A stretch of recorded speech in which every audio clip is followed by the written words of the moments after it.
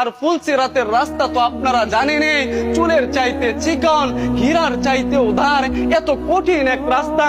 সেই রাস্তা আমাদের দ্বারা পার হওয়া সম্ভব না যদি আল্লাহ আমাদের উপর রহমত না করে। কথা ঠিক না?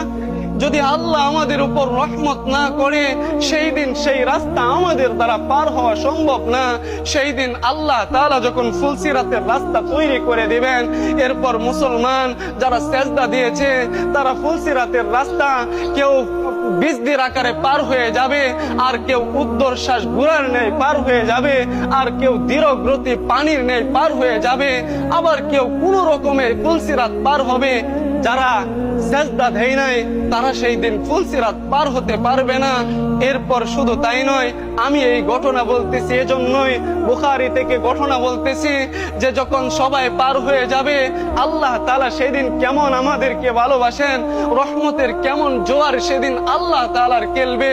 আপনারা শুনেন, যখন সব মুসলমান জান্নাতে যাবে, যারা দুনিয়াতে সেজদা দেয় নাই, দুনিয়াতে সুদ খাইতো, ঘুষ খাইতো, তারা ব্যতীত সবাই যখন জান্নাতে চলে যাবে, এরপর তাদেরকে জাহান্নামে দেওয়ার পরে জাহান্নামের সেই আগুন যখন তাদেরকে গ্রাস করে নিবে, আর তাদের চিল্লানি যখন জান্নাতীদের কানে যাবে, জান্নাতীরা ওই পারে গিয়া আল্লাহর কাছে বলবে, মালিক, জমিনের মধ্যে তাদের সাথে আমরা একসময় নামাজ পড়তাম, কোন গুনাহের কারণে তারা মসজিদে আসতে পারে নাই।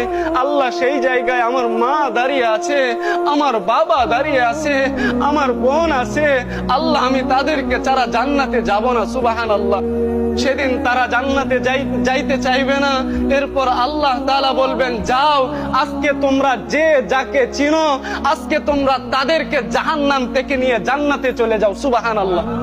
এই ঘোষণা দেওয়ার পরে সবাই তাদের চিনা মানুষদেরকে দৌড়ে দৌড়ে জান্নাতে নিয়ে যাবে। যখন সব মানুষকে জান্নাতে নিয়ে যাবে, এরপর কিছু মানুষ থাকবে, আল্লাহ তাআলা ফেরেশতাদেরকে হুকুম দিবেন, ও আমার ফেরেশতারা, যাও জাহান্নামের মধ্যে যাও, জাহান্নামের মধ্যে গিয়া দেখো যাদের ভিতরে এক দিনার পরিমাণ ঈমান আছে, তাদেরকেও আজকে জান্নাতে নিয়ে যাও। সুবহানাল্লাহ। যখন এই ঘোষণা দিবে, এই ঘোষণা শোনার পরে ফেরেশতারা দৌড়ে যাবে, জাহান্নাম থেকে যাদের ভিতরে এক দিনার পরিমাণ ঈমান থাকবে, তাদেরকেও সেই দিন আল্লাহ জান্নাত দিয়ে দিবে। সুবহানাল্লাহ।